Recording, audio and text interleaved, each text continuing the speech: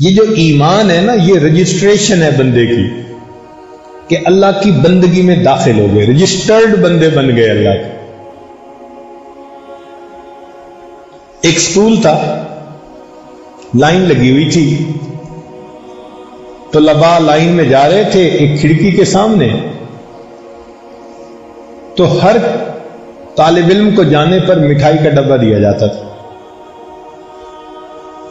ایک دیہاتی نوجوان نے دیکھا، طالب لڑکے نے، وہ کھڑکی کے سامنے جانے پر مٹھائی کا ڈبہ ملتا ہے، وہ بھی لائن میں لگ گیا۔ چنانچہ آگے بڑھتے بڑھتے اس دیہاتی کی بھی باری آ گئی۔ جب یہ کھڑکی کے سامنے پہنچا تو مٹھائی کا ڈبہ دینے والے نے کہا کہ اپنا آئی ڈی کارڈ دکھاؤ۔ یہ کہنے لگا وہ کیا ہوتا ہے؟ اس نے کہا جو اسٹوڈنٹ یہاں رجسٹرڈ ہیں ان کا ایک آئی ڈی کارڈ بنا ہوا ہے، ان کو انعام مل رہا ہے، تم اگر رجسٹر نہیں تو جاؤ یہاں سے۔ جیسے اس دیہاتی لڑکے کو افسوس ہوا، اسی طرح آج جس نے اپنے ایمان کو رجسٹرڈ کروا لیا، کل قیامت کے دن اللہ کے سامنے جائے گا، انعام کا ڈبہ پائے گا۔ اور کوئی ویسے ہی لائن میں لگ کے چلا گیا تو اس کو کہیں گے پروو یور آئیڈینٹی، کون ہو بھائی، کہاں سے آ گئے، دنیا میں کہاں تھے؟ اسی لیے جیسے بچے کا تعلق ماں سے ہوتا ہے نا، ہر چیز میں اپنی ماں کی طرف دیکھتا ہے، مومن کا تعلق اسی طرح اپنے پروردگار کے ساتھ ہوتا ہے، ہر معاملے میں اللہ پہ نظر، ہر معاملے میں اللہ پہ نظر۔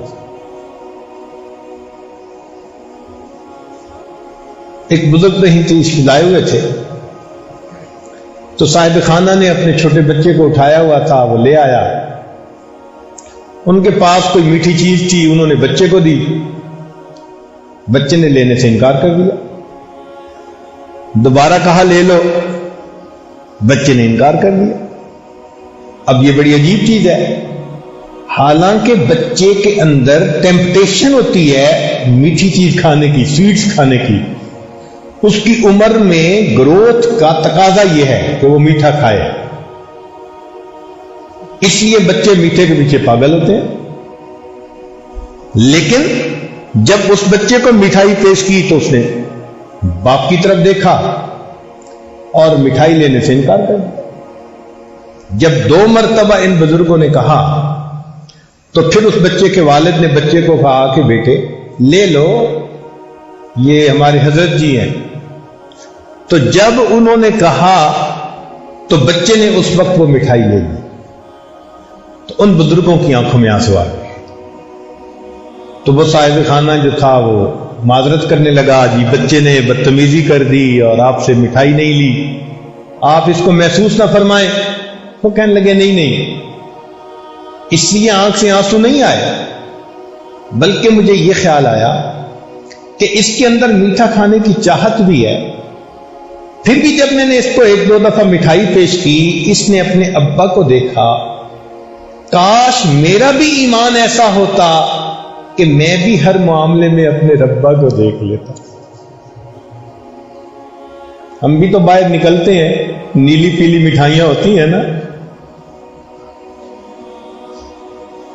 تو وہ مٹھائی کی طرف للچا کے دیکھنے کی بجائے ہم بھی تو ربا کو دیکھیں نا، کہ رب چاہتے ہیں تو دیکھوں گا، نہیں چاہتے تو آنکھ اٹھا کے بھی نہیں دیکھوں گا۔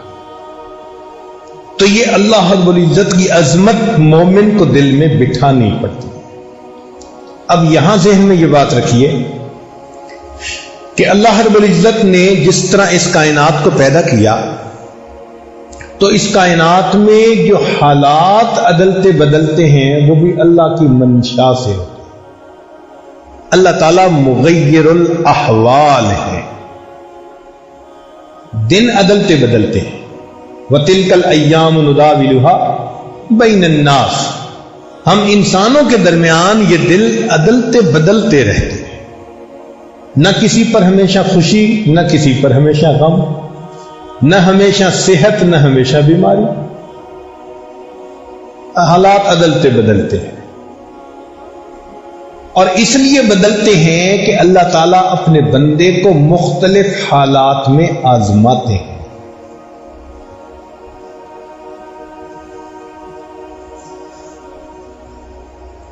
اب کوئی بندہ اگر مصیبت اور پریشانی میں پھنس جائے وہ پریشان ہوتا ہے کہ یہ مصیبت ختم ہی نہیں ہوتی. تو اس میں اصول یہ سمجھیں کہ مصیبت اللہ رب العزت ہی کی طرف سے آتی ہے. قُل لَن يُصِيبَنَا إِلَّا مَا كَتَبَ اللَّهُ لَنَا، کہہ دیجئے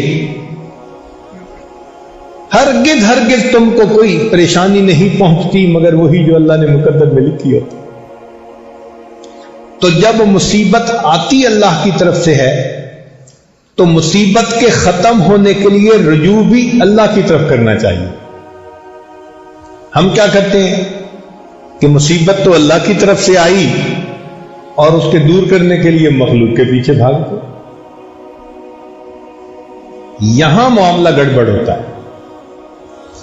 جس نے پریشانی کے عالم میں اللہ رب العزت کی طرف رجوع کیا اللہ رب العزت اس کے حالات کو سنوار دیتے ہیں.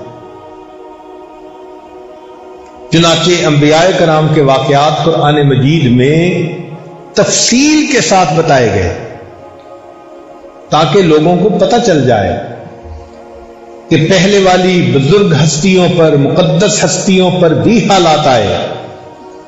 انہوں نے اللہ کی طرف رجوع کیا، اللہ نے ان کے حالات کو ٹھیک کر دیا. ہم بھی ان کے نقش قدم پر چلنے والے بن جائیں.